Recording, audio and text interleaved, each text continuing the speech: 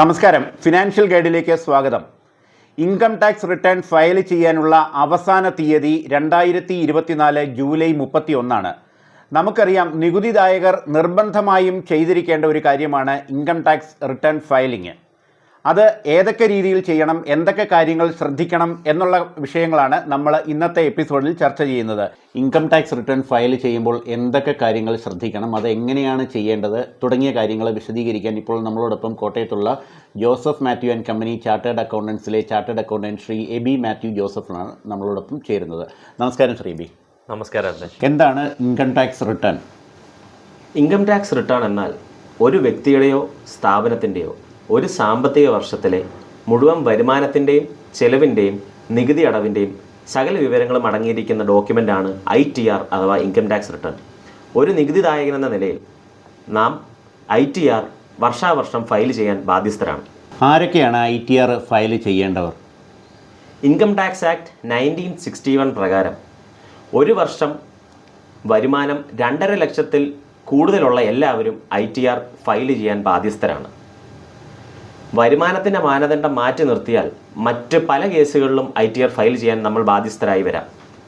ഒന്ന്, നമ്മുടെ business current അക്കൗണ്ടിൽ 1 കോടിയിൽ കൂടുതൽ ക്യാഷ് ഡിപ്പോസിറ്റ് ഉണ്ടാവുകയോ, നമ്മുടെ സേവിങ്സ് ബാങ്ക് അക്കൗണ്ടിൽ 50 ലക്ഷത്തിൽ കൂടുതൽ ക്യാഷ് ഡിപ്പോസിറ്റ് ഉണ്ടാവുകയോ, നമ്മുടെ ഇലക്ട്രിസിറ്റി ബിൽ ഒരു വർഷത്തത് 1 ലക്ഷത്തിൽ കൂടുതൽ വരികയോ, നമുക്ക് നമ്മുടെ പേരിൽ പിടിക്കുന്ന TDS അഥവാ TCS 25,000-ൽ കൂടുതൽ വരികയോ ചെയ്താലും നമ്മൾ ഇൻകം ടാക്സ് റിട്ടേൺ ഫയൽ ചെയ്യാൻ ബാധ്യസ്ഥരാണ്. വിവിധ ITR ഫോമുകൾ ഏതൊക്കെയാണ്? ഒരു നികുതിദായകനെ സംബന്ധിച്ച് നമുക്ക് പലപ്പോഴുമുള്ള തെറ്റിദ്ധാരണയാണ് ITR എന്ന് പറഞ്ഞ ഒരൊറ്റ ഫോമാണെന്നുള്ളത്. പക്ഷെ അത് ഒറ്റ ഫോമല്ല.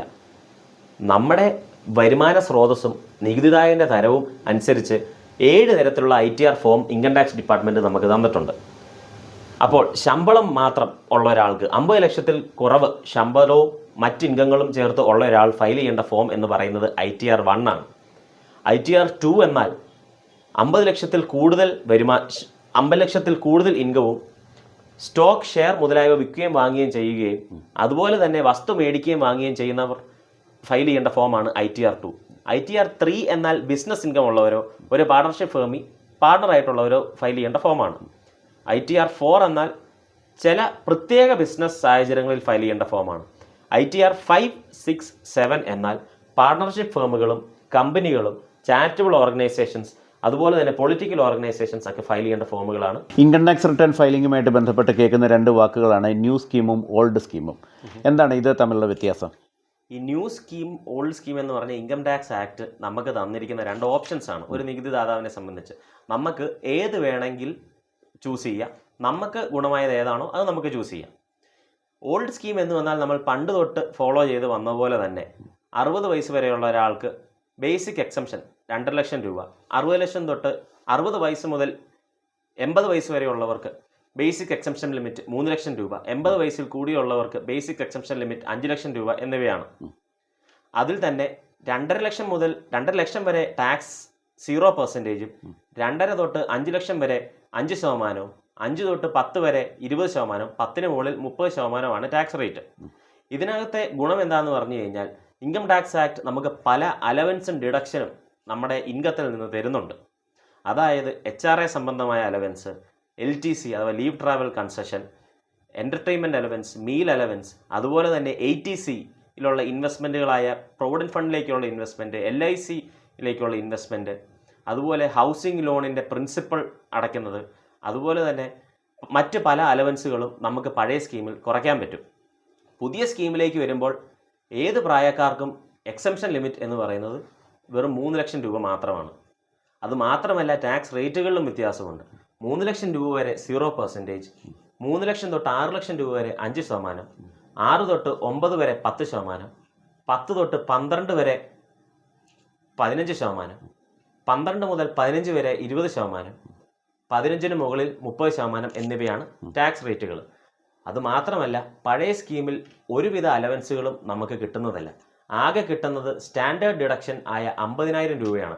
അത് ഒരുപോലെ തന്നെ പുതിയ സ്കീമിലും പഴയ സ്കീമിലും നമുക്ക് കിട്ടും. അപ്പം ഓരോരുത്തരും അവരുടെ വരുമാനം എത്രയാണ് എന്നനുസരിച്ച് പുതിയ സ്കീമിലും പഴയ സ്കീമിലും കമ്പ്യൂട്ടേഷൻ ഇട്ടതിന് ശേഷം മാത്രം ഏത് സ്കീമാണെന്ന് റിട്ടേൺ ഫയൽ ചെയ്യുമ്പോൾ സെലക്ട് ചെയ്യുക. ഓൾഡ് സ്കീമിൽ ഒരു നികുതിദാതാവിന് ലഭിക്കുന്ന പ്രധാനപ്പെട്ട കിഴിവുകൾ എന്തൊക്കെയാണ്?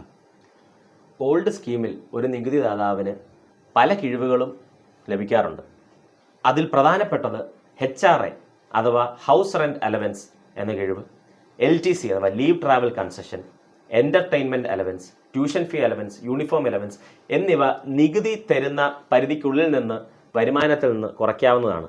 അതല്ലാതെ വാടക ഇനത്തിൽ വരുമാനമുള്ളവർക്ക് ആ ബിൽഡിംഗ് പണിയാൻ ഉപയോഗിച്ച ലോണിൻ്റെ പലിശ കുറയ്ക്കാവുന്നതാണ്. അതും കൂടാതെ 80C എന്ന സെക്ഷനിൽ നേരത്തെ പറഞ്ഞ പോലെ തന്നെ PF, LIC, പല പെൻഷൻ സ്കീം അതിലേക്ക് കിടക്കുന്ന കോൺട്രിബ്യൂഷൻസും കുറയ്ക്കാവുന്നതാണ്. പിന്നീട് പലരും മറന്നുപോകുന്ന ഒരു ഡിഡക്ഷനാണ് സെക്ഷൻ 80TTA ഡിഡക്ഷൻ. അതായത് സേവിങ്സ് ബാങ്ക് അക്കൗണ്ടിൽ നിന്ന് 10,000 രൂപ വരെ പലിശയുള്ള ഒരാൾക്ക് ആ 10,000 രൂപയും നമുക്ക് കുറയ്ക്കാവുന്നതാണ്. അത് 60 വയസ്സ് കഴിഞ്ഞ ഒരാളാണെങ്കിൽ 50,000 രൂപ വരെ സേവിങ്സ് ബാങ്ക് അക്കൗണ്ടിൽ നിന്നും FDയിൽ നിന്നും പലിശയുള്ള ഒരാൾക്കും അത് കുറയ്ക്കാവുന്നതാണ്. ശമ്പളത്തിൽ നിന്നും TDS ഡിഡക്റ്റ് ചെയ്തിട്ടുണ്ടെങ്കിൽ ITR ഫയൽ ചെയ്യണോ? ശമ്പളത്തിൽ നിന്ന് TDS ഡിഡക്റ്റ് ചെയ്തിട്ടുണ്ടെങ്കിലും നമ്മൾ തീർച്ചയായും ITR ഫയൽ ചെയ്യാൻ ബാധ്യസ്ഥരാണ്. ആദ്യം നമ്മൾ പറഞ്ഞതുപോലെ 2.5 ലക്ഷത്തിൽ കൂടുതൽ വരുമാനമുള്ള ഏവരും ITR ഫയൽ ചെയ്യാൻ ബാധ്യസ്ഥരാണ്. മാത്രമല്ല ITR ഫയൽ ചെയ്യുന്നതിലൂടെ ചിലപ്പോൾ നമ്മൾ ശമ്പളത്തിൽ നിന്ന് TDS കട്ട് ചെയ്തിട്ടുണ്ടെങ്കിൽ അത് നമുക്ക് തിരിച്ച് റീഫണ്ട് കിട്ടാനും സാധ്യതയുണ്ട്. കാരണം ഇൻകം ടാക്സ് ആക്ട് 1961 2023-24 സാമ്പത്തിക വർഷത്തിൽ ഒരു വ്യക്തിക്ക് 7 ലക്ഷം രൂപ വരെ ടാക്സ് അടയ്ക്കാതെ ഇൻകം ഏൺ ചെയ്യാനുള്ള അനുവദിച്ചിരിക്കുന്നു. അതിനാൽ നമ്മൾ ITR ഫയൽ ചെയ്ത് നമുക്ക് ആ എമൗണ്ട് റീഫണ്ട് മേടിക്കാൻ സാധിക്കും.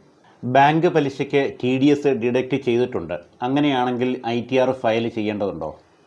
നേരത്തെ പറഞ്ഞതുപോലെ തന്നെ ബാങ്ക് പലിശയ്ക്ക് TDS ഡിഡക്റ്റ് ചെയ്തിട്ടുണ്ടെങ്കിലും നമ്മൾ ITR ഫയൽ ചെയ്യാൻ ബാധ്യസ്ഥരാണ്. 2.5 ലക്ഷം രൂപയിൽ കൂടുതൽ നമ്മുടെ ബാങ്ക് പലിശയും മറ്റ് ഇൻകവും ചേർന്ന് കൂടുതലുണ്ടെങ്കിൽ നമ്മൾ ITR നിർബന്ധമായും ഫയൽ ചെയ്തിരിക്കുകയും ഈ TDS നമ്മുടെ ഇൻകം ടാക്സ് റിട്ടേണിൽ ഉൾപ്പെടുത്തി നമ്മൾ ബാക്കി ടാക്സ് അടയ്ക്കാനുണ്ടെങ്കിൽ അത് അടയ്ക്കുകയും അഥവാ റീഫണ്ടാണ് ഉള്ളതെങ്കിൽ റീഫണ്ട് ക്ലെയിം ചെയ്യുകയും വേണം. എനിക്ക് വാടക വരുമാനം കിട്ടാനുണ്ട്, ഞാൻ ITR ഫയൽ ചെയ്യണോ? വാടക വരുമാനം നമ്മുടെ നാട്ടിൽ വളരെ കോമണായ ഒരു ഇൻകം സോഴ്സാണ്. വാടക വരുമാനം മറ്റെല്ലാ വരുമാനങ്ങളെയും പോലെ തന്നെയാണ്. വാടക വരുമാനം നമുക്ക് കിട്ടുന്നുണ്ട്, അതിന് TDS പിടിക്കുന്നില്ലെങ്കിലും പിടിക്കുന്നുണ്ടെങ്കിലും നമ്മുടെ വാടക വരുമാനവും മറ്റ് വരുമാനങ്ങളായ ശമ്പളം, പലിശ, ക്യാപിറ്റൽ ഗെയിൻസ്, ബിസിനസ് ഇൻകം ഇവയെല്ലാം കൂടെ ചേർക്കുമ്പോൾ 2.5 ലക്ഷത്തിൽ മുകളിൽ പോവുകയാണെങ്കിൽ നമ്മൾ തീർച്ചയായും ഇൻകം ടാക്സ് റിട്ടേൺ ഫയൽ ചെയ്യാൻ ബാധ്യസ്ഥരാണ്. നമുക്കറിയാം ജൂലൈ 31 ഈ വർഷത്തെ ഡ്യൂ ഡേറ്റ്. ഈ സമയപരിധി അവസാനിച്ചാലും എന്ന് വരെ നമുക്ക് ITR ഫയൽ ചെയ്യാം? സാധാരണയായി ഈ വർഷത്തെ ഇൻകം ടാക്സ് റിട്ടേൺ ഫയൽ ചെയ്യാനുള്ള ഡ്യൂ ഡേറ്റ് നേരത്തെ പറഞ്ഞതുപോലെ തന്നെ 31 ജൂലൈ ആണ്. എന്നാൽ അത് ബിലേറ്റഡായി അഥവാ താമസിച്ച് നമുക്ക് ഡിസംബർ 31 വരെ 234Fൽ 1000 5000 രൂപയോ പെനാൽറ്റി അടച്ച് ഫയൽ ചെയ്യാവുന്നതാണ്. ഇപ്പം ITR ഫയൽ ചെയ്യാനുള്ള ഡ്യൂ ഡേറ്റ് ജൂലൈ 31 ആണ്. ബിലേറ്റഡ് ആയിട്ട് ഡിസംബർ അവസാനം വരെ ചെയ്യാമെന്ന് പറഞ്ഞു. ഈ സമയപരിധിയൊക്കെ കഴിഞ്ഞു പോയാൽ എന്താകാം നമുക്കുള്ള ഇതിനകത്തുള്ള ശിക്ഷാ നടപടികൾ, പെനാൽറ്റി ഉൾപ്പെടെയുള്ള കാര്യങ്ങൾ? സാധാരണ ITR ഫയൽ ചെയ്യാനുള്ള ഡ്യൂ ഡേറ്റ് എന്ന് പറഞ്ഞാൽ ജൂലൈ 31 ആണ് നേരത്തെ പറഞ്ഞ പോലെ. അഥവാ താമസിച്ചു കഴിഞ്ഞാൽ നമുക്ക് ഡിസംബർ 31 വരെ ഫയൽ ചെയ്യാം. 5000 രൂപയോ 1000 രൂപയോ ഫൈൻ അടച്ചുകൊണ്ട് അത് നമ്മുടെ ഇൻകം പോലെ ഇരിക്കും. പക്ഷേ അതും കഴിഞ്ഞ് കഴിഞ്ഞാൽ നിയമം നമുക്ക് ITR ഫയൽ ചെയ്യാനുള്ള അവസരം തരുന്നുണ്ട്. നമ്മുടെ ഈ വർഷത്തെ ITR ഫിനാൻഷ്യൽ ഇയറിൻ്റെ അസസ്മെൻറ്റ് ഇയർ തീരുന്നത് അടുത്ത വർഷം മാർച്ചിലാണ്. അതായത് 2025 മാർച്ച് തൊട്ട് 2 വർഷത്തിനുള്ളിൽ നമുക്ക് ഈ വർഷത്തെ ഈ 23-24 സാമ്പത്തിക വർഷത്തെ ITR ഫയൽ ചെയ്യാൻ പറ്റും. ആദ്യത്തെ വർഷത്തെ നമ്മൾ ഫയൽ ചെയ്യുവാണെങ്കിൽ നമുക്ക് ഇപ്പം എത്ര രൂപ ടാക്സ് അടയ്ക്കാനുണ്ടോ അതിൻ്റെ കൂടെ ഒരു 25% കൂടെ എക്സ്ട്രാ അടച്ച് നമുക്ക് റിട്ടേൺ ഫയൽ ചെയ്യാൻ പറ്റും. അതിനകത്ത് ശ്രദ്ധിക്കേണ്ട കാര്യം, ഒരിക്കലും ഒരു ലോസ് ക്ലെയിം ചെയ്യുകയോ TDS റീഫണ്ട് ചെയ്യുകയോ നമുക്ക് ചെയ്യാം ഈ പുതിയതായിട്ട് ഫയൽ ചെയ്യുന്ന റിട്ടേൺ ചെയ്യാൻ പറ്റത്തില്ല. അഥവാ 2ാമത്തെ വർഷമാണ് നമ്മൾ റിട്ടേൺ ഫയൽ ചെയ്യുന്നതെന്നുണ്ടെങ്കിൽ അടയ്ക്കാനുള്ള ടാക്സിൻ്റെ 50% കൂടെ കൂട്ടി നമ്മൾ ടാക്സ് അടയ്ക്കേണ്ടി വരും. അതിലും ലോസ് ക്ലെയിം ചെയ്യുകയോ TDS റീഫണ്ട് ക്ലെയിം ചെയ്യുകയോ ചെയ്യാൻ സാധിക്കുന്നതല്ല. കഴിഞ്ഞ സാമ്പത്തിക വർഷത്തിൽ നിങ്ങൾക്ക് എന്തെങ്കിലും മൂലധന നേട്ടം ഉണ്ടായിട്ടുണ്ടെങ്കിൽ ആദായ നികുതി റിട്ടേൺ ഫയൽ ചെയ്യുമ്പോൾ അതുമായി ബന്ധപ്പെട്ട വിൽപ്പന രേഖയും ആവശ്യമാണ്. ആദായ നികുതി റിട്ടേൺ സമർപ്പിച്ചതിന് ശേഷം നിർബന്ധമായും ചെയ്യേണ്ട ഒരു കാര്യം കൂടിയുണ്ട്, വെരിഫിക്കേഷൻ എന്ന് പറയും. അത് 30 ദിവസത്തിനുള്ളിൽ ചെയ്തിട്ടില്ലെങ്കിൽ റിട്ടേൺ അസാധുവായി കണക്കാക്കും. അത് ഓൺലൈനായോ റിട്ടേൺ സമർപ്പിച്ചതിൻ്റെ പ്രിൻ്റ് എടുത്ത് ഒപ്പിട്ട ശേഷം ബംഗളൂരുവിലുള്ള പ്രോസസ്സിംഗ് സെൻറ്ററിലേക്ക് സ്പീഡ് പോസ്റ്റ് അയച്ചോ ചെയ്യാം. ഇതുകൂടി ചെയ്താലേ റിട്ടേൺ പൂർണ്ണമാവുകയുള്ളൂ. ആദായനികുതി റിട്ടേൺ സമർപ്പിക്കുന്നത് സംബന്ധിച്ച വിവരങ്ങൾ അങ്ങേയറ്റം ലളിതമായാണ് ഈ എപ്പിസോഡിൽ അവതരിപ്പിച്ചിട്ടുള്ളത്. ആദായനികുതി റിട്ടേൺ സംബന്ധിച്ച് എന്തെങ്കിലും സംശയമുള്ളവർക്ക് കോട്ടയത്തുള്ള Joseph Mathew and company chartered അക്കൗണ്ടൻസുമായി ബന്ധപ്പെടാവുന്നതാണ്. അതിനുള്ള കോൺടാക്റ്റ് നമ്പർ ഈ വീഡിയോയുടെ ഡിസ്ക്രിപ്ഷനിൽ കൊടുത്തിട്ടുണ്ട്.